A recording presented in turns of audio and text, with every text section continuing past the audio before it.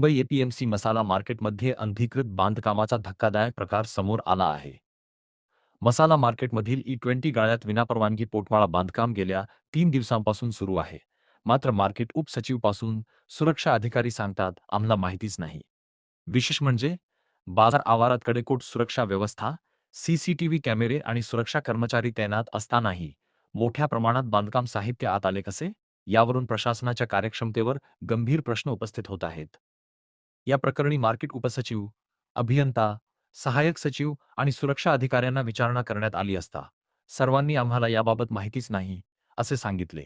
त्यामुळे आता मसाला मार्केट नेमकं चालवतंय कोण, असा सवाल बाजार घटकांकडून उपस्थित केला जात आहे.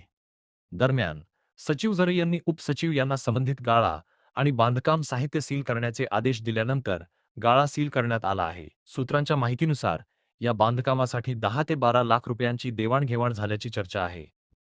आता या अनधिकृत बांधकामामागचा खरा मास्टरमाइंड कोण, याकडे संपूर्ण एपीएमसीचे लक्ष लागले आहे. APMC news bureau report.